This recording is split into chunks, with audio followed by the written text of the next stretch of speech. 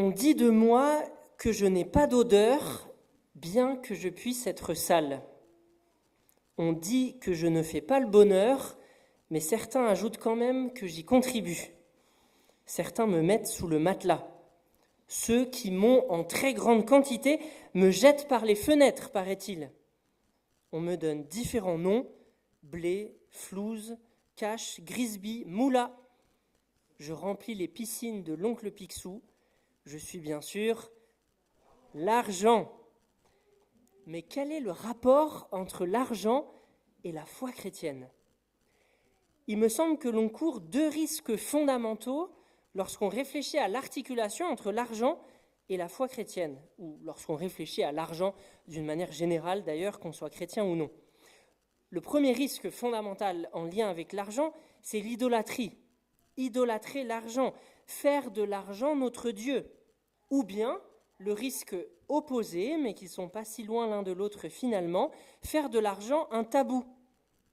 Une chose qui est extérieure à la foi et dont on ne parle pas, comme si la gestion de notre argent ne concernait pas la vie avec Dieu, comme si la vie avec Dieu n'était que spirituelle au sens d'immatériel, et que la gestion de nos biens et de notre argent n'était donc pas concernée par la foi, par la vie avec Dieu. Or, si la vie avec Dieu concerne tous les aspects de la vie humaine, ce que je crois, alors nos possessions et nos biens sont concernés par la foi chrétienne. Qu'est-ce qu'en dit la Bible ? Avant de nous y pencher, je vous invite à prier. Seigneur, on te remet ce temps de prédication, de méditation, que tu nous remplisses de ton esprit pour transformer notre regard sur l'argent, transformer notre attitude, transformer notre manière de gérer nos biens et notre argent pour que celui-ci soit conforme à ce que toi tu veux pour nous, que nous soyons tes disciples, celles et ceux qui marchent à ta suite, y compris dans ce domaine, Seigneur. En ton nom, Jésus. Amen. Comme la prédication va être thématique, aujourd'hui, je vais citer tout un tas de versets bibliques. Si vous avez envie de vous y repencher, prenez les références en notes pour que vous puissiez aller relire tranquillement chez vous tous ces versets. Il me semble que la première affirmation fondamentale de la Bible au sujet de l'argent et des possessions matérielles, c'est que la terre et toutes ses richesses appartiennent à Dieu. C'est la première chose fondamentale que la Bible nous enseigne à ce sujet. La terre et tout ce qu'elle renferme, la terre et toutes ses richesses sont la propriété de Dieu. Il y a une quantité énorme de versets qui affirment ça. Je vous en lis juste deux. Le psaume 24, verset 1 déjà. Psaume 24, verset 1 qui nous rappelle « C'est au Seigneur qu'appartient la terre avec tout ce qui s'y trouve. » C'est au Seigneur qu'appartient la terre avec tout ce qui s'y trouve.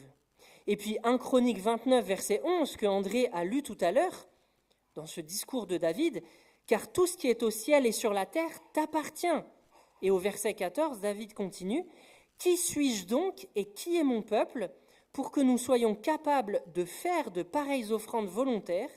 Tout vient de toi et c'est de ta main que vient ce que nous te donnons. » Même ce que nous donnons en offrande appartient déjà à Dieu avant même que nous ne lui donnions, puisque c'est de lui que ça vient et c'est de lui que nous avons reçu ce que nous lui donnons.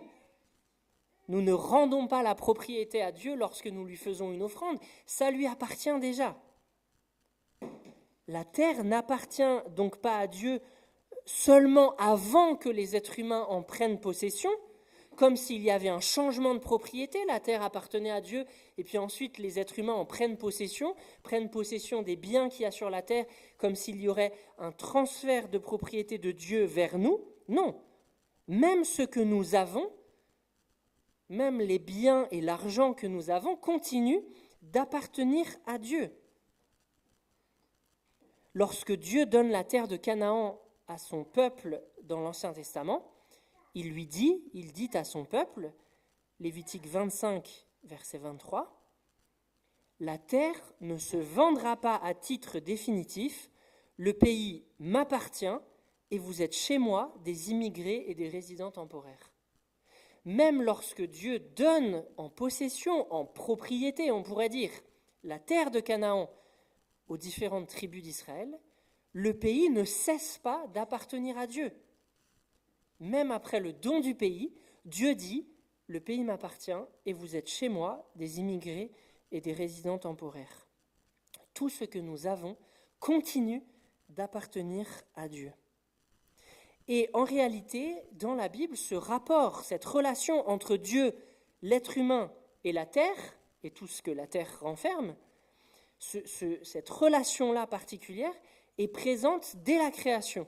Dès le récit de création de Genèse 1 et 2, c'est cette relation-là, ce rapport de propriété-là, qui est posé par la Bible et par Dieu lui-même. En effet, dès la création, Dieu a placé l'être humain créé à son image au sein de sa création et lui a donné un mandat, le fameux mandat créationnel. En Genèse 1, verset 28, Dieu dit à cet être humain créé selon son image et sa ressemblance, il lui dit, sous forme de mandat à l'impératif, « Soyez féconds, multipliez-vous, remplissez la terre et soumettez-la, dominez sur les poissons de la mer, sur les oiseaux du ciel et sur tous les animaux qui fourmillent sur la terre. » Le mandat créationnel est bien donné par Dieu à l'être humain à l'impératif, ce qui signifie que l'être humain ne devient pas un Dieu dans le monde. Le mandat créationnel ne fait pas de l'être humain un Dieu dans le monde. C'est un mandat qui lui est donné à l'impératif, auquel il doit se soumettre, ce qui signifie que l'être humain, dans l'accomplissement de ce mandat, dans la gestion de la création qui lui est confiée par Dieu, l'être humain reste soumis au Créateur à qui appartient ce monde, et l'être humain devra rendre des comptes de sa gestion au Créateur qui lui a donné ce mandat à l'impératif. C'est un commandement. L'être humain devra rendre des comptes de sa gestion au Créateur qui reste le propriétaire de sa création. De plus, et aussi parce que le Créateur reste le propriétaire de sa création, l'être humain devra accomplir ce mandat en prenant soin du monde de Dieu. En Genèse 2, le mandat est répété sous les termes de cultiver et garder le jardin. L'être humain ne peut pas user et abuser de la création pour son bien propre en détruisant cette création, puisqu'il devra rendre des comptes au Créateur à qui appartient ce monde. L'être humain doit accomplir son mandat de gestion et de développement de la création d'une manière qui cultive et garde le jardin, d'une manière qui prenne soin du monde qui appartient à Dieu.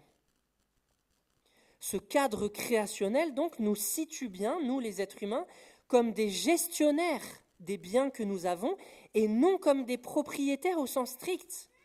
Nous ne sommes pas les propriétaires absolus de nos biens. Nous ne sommes pas les propriétaires absolus de la terre peut-être que nous possédons. Nous ne sommes pas les propriétaires absolus des logements que nous possédons.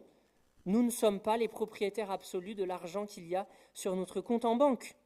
Nous ne sommes pas des propriétaires absolument libres de faire tout ce qu'ils veulent avec leurs biens. Le propriétaire absolu de la terre et de tout ce qu'elle renferme, donc de tout ce que nous avons, c'est Dieu. Avec les biens matériels que nous avons, avec l'argent que nous avons, nous sommes situés comme des gestionnaires des biens confiés par Dieu, dans une relation d'alliance avec lui, et nous aurons à rendre compte de notre gestion. Et ça nous pose la question, avec les biens que vous avez, avec les biens que nous avons, est-ce que je me positionne plutôt comme gestionnaire ou comme propriétaire absolu dans la gestion de mes biens? Qu'est-ce que la manière de gérer mes biens et mon argent dit de la relation que j'ai avec ces mêmes biens? Suis-je positionné comme un gestionnaire ou bien comme un propriétaire qui fait ce qu'il veut de ses biens? Est-ce que j'ai conscience que ma responsabilité augmente proportionnellement à la quantité de biens que j'ai? Si nous sommes des gestionnaires de nos biens, plus nous avons de biens, plus nous sommes responsables devant Dieu de la gestion de ces 10 biens que Dieu nous confie. Être gestionnaire plutôt que propriétaire au sens strict et avoir à rendre compte à Dieu de la gestion de nos biens ne signifie pas pour autant qu'il est interdit de prendre plaisir avec ces biens ou de jouir des biens terrestres. La gestion dont il est question dans la Bible est bien un don que Dieu fait dans sa grâce aux êtres humains. Le mandat créationnel que j'ai commencé de lire en Genèse 1, 28 continue ainsi juste après. « Je vous donne toute herbe porteuse de semences sur toute la terre et tout arbre fruitier porteur de semences. » Cette gestion que Dieu nous confie s'appuie donc sur un don. Les biens que Dieu nous confie nous sont donnés pour notre propre bien aussi. L'auteur du livre de l'Ecclésiaste dit à ce sujet, au chapitre 5, verset 18, Ecclésiaste 5, verset 18, « Pour tout être humain à qui Dieu a donné richesse et biens, et à qui il a accordé le pouvoir de s'en nourrir, d'en prendre sa part et de se réjouir de son travail, c'est là un don de Dieu. » La posture de gestionnaire qui devrait être la nôtre dans la gestion de nos biens ne doit pas nous écraser sous le poids de la responsabilité qui nous est confiée. C'est un don de Dieu et il nous est donné de nous en réjouir, de jouir des biens terrestres qui nous sont confiés, comme étant un don de Dieu.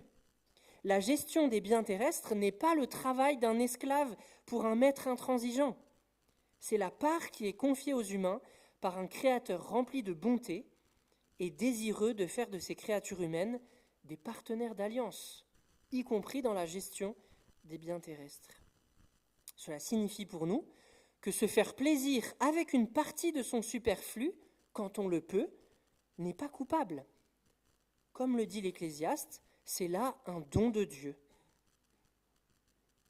Le risque, cependant, le risque de sortir de ce cadre créationnel qui situe Dieu comme le créateur, le créateur, mais aussi comme le propriétaire de tout et le donateur de toutes choses, et qui situe l'être humain comme un gestionnaire qui vise le bien de la création, autant que le sien propre, le risque de sortir de ce cadre, c'est de faire de l'argent une idole. Je le disais déjà en introduction.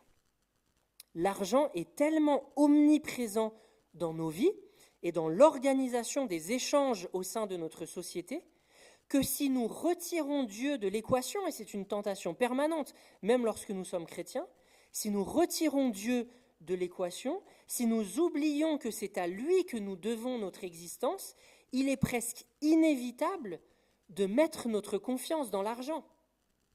L'argent est tellement omniprésent que si nous nous détournons un tout petit peu de Dieu, notre confiance va se déporter vers l'argent et vers les biens matériels. Il est très facile de commencer à penser, avec l'argent que je gagne, je suis en sécurité. Ou bien, si je manque d'argent, si je gagnais tant d'argent, je serais enfin en sécurité. C'est tellement facile de glisser vers ce mode de pensée, de mettre sa sécurité dans son salaire, dans ses biens, dans la propriété de son logement, ou dans l'espérance d'un meilleur salaire, ou dans l'espérance de la propriété de son logement. Et c'est parce qu'il est tellement facile de tomber dans cette idolâtrie de l'argent et des biens matériels que la Bible met très souvent en garde contre ce risque d'idolâtrie. C'est un des sujets, je crois, dont la Bible parle le plus, ce risque d'idolâtrie de l'argent et des biens matériels. Là encore, on pourrait citer une quantité incroyable de versets. Je vous cite encore un psaume, le psaume 66, verset 11, qui dit « Quand les richesses s'accroissent, n'y attachez pas votre cœur. » Quand les richesses s'accroissent, n'y attachez pas votre cœur. Parce que c'est tellement facile, quand les richesses s'accroissent, d'y attacher son cœur. Et de vivre comme si notre sécurité dépendait de ces richesses qui s'accroissent plutôt que de Dieu qui donne ces richesses. Le cadre créationnel qui est posé par la Bible, encore une fois, qui situe Dieu comme le propriétaire de toutes choses et le donateur de toutes choses et qui nous situe, nous, êtres humains, comme gestionnaires, ce cadre créationnel nous révèle que les biens que nous avons sont des dons du Créateur. S'en rappeler est le meilleur remède contre l'idolâtrie de l'argent. Se rappeler que ce que nous avons nous a été donné. nous a été donné par le Créateur. Se rappeler donc que c'est un don et se rappeler de qui l'a donné est le meilleur remède contre l'idolâtrie de l'argent. Déjà dans l'Ancien Testament, j'en parlais tout à l'heure, lorsque Dieu donne la terre de Canaan à son peuple, il les prévient « Fais bien attention à ne pas dire dans ton cœur « C'est par ma force et la puissance de ma main que j'ai acquis toutes ces richesses. » Deutéronome 8, verset 17. Fais bien attention de ne pas dire dans ton cœur « C'est par ma force et la puissance de ma main que j'ai acquis toutes ces richesses. » Comment est-ce que nous considérons nos biens ? Comment est-ce que nous considérons notre logement si nous sommes propriétaires ? Comment est-ce que nous considérons notre salaire ? Comment est-ce que nous considérons le montant de notre épargne, si nous avons la chance d'en avoir une ? Est-ce que nous nous disons « c'est par ma force et la puissance de ma main que j'ai acquis tout ça » ? Si c'est le cas, Dieu nous dit à nous aussi « fais bien attention à ne pas parler ainsi dans ton cœur ». Qu'as-tu que tu n'aies reçu ? Et si tu l'as reçu, pourquoi fais-tu le fier ? N'est-ce pas Dieu qui nous donne la vie, le mouvement et l'être ? N'est-ce pas Dieu qui nous permet de travailler et de gagner de l'argent ? N'est-ce pas Dieu qui nous donne des capacités physiques, intellectuelles, qui nous permettent de gagner de l'argent ? Dire dans son cœur, c'est par la puissance de ma main et par ma force que j'ai acquis tout cela, n'est-ce pas oublier que c'est de Dieu que nous recevons la vie, le mouvement et l'être, la santé et les capacités qui nous permettent de travailler ? N'est-ce pas oublier que tout ce que nous avons, même notre salaire, est un don de Dieu, puisque c'est à lui qu'appartient toute chose et qu'il les donne à qui il veut. Oublier que nos biens sont des dons de Dieu, et encore une fois, ne croyons pas que ça concerne que les autres. C'est très facile d'oublier que tous nos biens sont des dons de Dieu. Et l'oublier, c'est tomber dans la convoitise et ou dans l'inquiétude. Ce sont les deux risques, en plus de l'idolâtrie, qui sont très facilement associés à l'argent. La convoitise d'en avoir plus, l'inquiétude de ne pas en avoir assez ou de protéger ce que nous avons. Si je crois que ma sécurité et mon identité dépendent de mon niveau de possession, je vais vouloir en avoir toujours plus pour renforcer ma sécurité et mon identité. Mais Jésus nous met en garde de manière très ferme. Gardez-vous avec soin de toute soif de posséder, car la vie d'un homme ne dépend pas de ses biens, même s'il est dans l'abondance. La vie d'un homme ne dépend pas de ses biens, contrairement à ce qu'on pourrait croire au premier regard. Notre vie ne dépend pas de nos biens. Or, le problème avec cette soif de posséder, c'est qu'elle est insatiable. Elle n'est jamais satisfaite. C'est pour ça qu'elle est un piège. Au fur et à mesure que mes biens augmentent, mon désir et ma convoitise augmentent d'autant. Et j'en veux toujours un petit peu plus. Si bien que cette soif de posséder est insatiable, jamais satisfaite, et qu'en étant jamais satisfaite, elle nous détourne de Dieu. Et puis cette soif de posséder engendre aussi beaucoup d'inquiétude. Inquiétude de protéger ce que j'ai. Inquiétude de savoir si ce que j'ai, je l'aurai encore demain.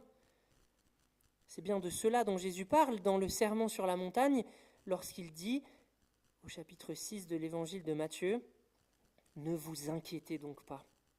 Ne vous inquiétez donc pas en disant « Qu'allons-nous manger ?» ou bien « Qu'allons-nous boire ?» ou bien « De quoi allons-nous nous vêtir ?» Tout cela, c'est ce que les gens de toutes les nations recherchent sans relâche, car votre Père céleste sait que vous en avez besoin. Cherchez d'abord le règne de Dieu et sa justice, et tout cela vous sera donné par surcroît. Ne vous inquiétez donc pas du lendemain, car le lendemain s'inquiétera de lui-même. À chaque jour suffit sa peine. Se rappeler que ce que j'ai est un don, c'est me rappeler que le Père céleste sait dont j'ai besoin. Mais à quoi est-ce que cela ressemble, pourrait-on dire ? À quoi est-ce que cela ressemble concrètement ? De chercher d'abord le règne de Dieu et sa justice, plutôt que de m'inquiéter sans cesse de quoi me loger, de quoi me vêtir, de quoi épargner, de quoi assurer ma sécurité financière. À quoi est-ce que cela ressemble concrètement ? Chercher d'abord le règne de Dieu et sa justice dans la Bible, cela signifie vivre en dessous de ses moyens. Un chrétien, c'est quelqu'un, pour le Nouveau Testament et même pour l'Ancien, je vais en reparler, c'est quelqu'un qui vit en dessous de ses moyens. Peu importe la hauteur de nos moyens, nous sommes invités à vivre en dessous de nos moyens, ne serait-ce qu'un tout petit peu, si nos moyens sont faibles, vivre un tout petit peu en dessous de ses moyens pour dégager une marge de générosité. Dans l'Ancien Testament, déjà, cela se manifestait par le don des dîmes, c'est-à-dire que le peuple donnait 10% de ses biens aux pauvres et aux Lévites. Ça veut dire qu'ils vivaient à 90% de leurs moyens. Ils vivaient 10% en dessous de leurs moyens pour pouvoir redonner 10% aux Lévites et aux pauvres. Mais ce n'est pas tout. Dans l'Ancien Testament, cela se manifestait aussi par le fait de ne pas récolter son champ jusqu'au bord. On aurait pu gagner plus en récoltant le plus possible. Les agriculteurs, aussi à cause des difficultés financières qu'ils rencontrent, peut-être parfois pour certains par malhonnêteté, ont tendance à grignoter un peu sur les bornes, certains, sur les bornes de leurs champs pour avoir un petit peu plus de récolte. Dans la loi de Moïse, dans l'Ancien Testament, les agriculteurs devaient récolter un peu moins que jusqu'aux frontières, jusqu'aux bornes de leurs champs. Pourquoi ? Pour laisser ce qui restait sur les bords pour les personnes en situation de pauvreté et de vulnérabilité. Lévitique 23, verset 22 par exemple, « Quand vous ferez la moisson de votre pays, tu ne moissonneras pas ton champ jusqu'au bord et tu ne ramasseras pas ce qui reste à glaner. Tu abandonneras cela aux pauvres et à l'immigré. Je suis le Seigneur votre Dieu. » Ils devaient ne pas optimiser leur rendement.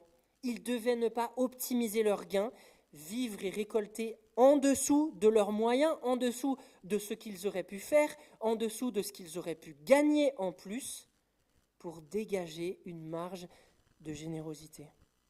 Autrement dit, accepter de ne pas gagner autant que ce que l'on pourrait gagner pour partager une partie du fruit de son travail avec des personnes vulnérables qui, sans ça, ne pourraient pas subvenir à leurs besoins. Dans le Nouveau Testament, on ne parle pas de dîmes. Il n'est pas question de 10%. Il est simplement question d'offrande.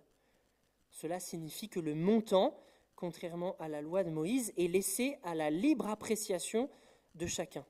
Les 10% peuvent peut-être servir de repère, mais certains avec de faibles revenus ne pourront pas donner autant, alors que d'autres pourront donner plus que 10%. L'important n'est pas tant le montant que l'on donne, l'important est de vivre en dessous de ses moyens afin de dégager une marge que l'on peut redonner à d'autres. À qui alors ? On avait déjà parlé dans une prédication sur l'offrande l'année dernière. Il me semble que dans toute la Bible, que ce soit dans l'Ancien Testament ou dans le Nouveau Testament, les deux cibles principales, entre guillemets, de la générosité des Juifs dans l'Ancien Testament et de la générosité chrétienne dans le Nouveau Testament sont tout d'abord les plus pauvres, peut-être en priorité les frères et sœurs dans la foi, mais au-delà même des frères et sœurs, aux plus pauvres, à travers un don à la Bêche de Lyon par exemple, ou à travers une association comme le CEL, qui propose le parrainage d'enfants partout dans le monde pour sortir des familles de la pauvreté. Et la deuxième cible, c'est l'Église. L'Église comme le lieu où on reçoit un enseignement et où on adore Dieu ensemble, un peu comme les Lévites de l'Ancien Testament qui recevaient la dîme du peuple pour enseigner la loi et pour accomplir le service au temple. Cette générosité, rendue possible par le fait de vivre en dessous de ses moyens, peu importe ses moyens, cette générosité est un acte de confiance dans le Nouveau Testament. Un acte de confiance, une confession de foi, par un geste matériel et concret, que ma vie dépend bien de Dieu et non de l'argent ou de mes biens. Une confession que c'est le Père Céleste qui pourvoit à mes besoins et non la force de ma main ou mon intelligence. Cette générosité est un acte de confiance, une confession même de ma confiance en Dieu plutôt que dans mes biens. Mais cette générosité est aussi un acte de résistance. Jacques Ellul, un auteur protestant français du XXe siècle, parle de profaner Mammon, le dieu de l'argent, sur son propre autel. Profaner Mammon sur son propre autel. Là où l'argent sert au quotidien à monétiser nos échanges de biens et de services, la générosité utilise l'argent pour remettre de la gratuité dans nos relations. C'est se servir de l'argent pour autre chose que la monétisation des échanges de biens et de services, pour autre chose que la monétisation de nos relations. C'est en ce sens que la générosité, le don d'une partie de ces biens est un acte de résistance et un acte pour Jacques Ellul de profanation de Mammon sur son propre autel. En exerçant la générosité, j'accepte de perdre de l'argent sans rien attendre en retour, de manière désintéressée. La générosité est certainement le moyen le plus simple mais le plus efficace que la Bible nous donne pour nous resituer comme gestionnaires plutôt que comme propriétaires, pour recevoir les biens que nous avons comme des dons, pour fuir l'idolâtrie, pour fuir la convoitise et l'inquiétude, et pour faire de l'argent un serviteur et non un maître. Alors à la suite de ce culte et au long de cette semaine et même des semaines qui suivront, je vous invite à vous poser les questions suivantes. Est-ce que mon rapport à l'argent est plutôt marqué par la convoitise, par l'inquiétude, par la culpabilité peut-être, ou bien est-ce que j'ai l'impression d'avoir un rapport ajusté à l'argent? Et qu'est-ce que le Seigneur, le Père Céleste qui sait ce dont j'ai besoin, me dit par rapport à ça? Une autre question, si un observateur extérieur regardait mon budget, est-ce qu'il dirait que je gère mes biens comme un bon gestionnaire? Est-ce qu'il verrait que j'exerce la générosité à laquelle je suis appelé? Et enfin, qu'est-ce que je peux mettre en place peut-être pour vivre davantage cette éthique chrétienne de l'argent dans la suite de ma vie? Je vous invite à prier.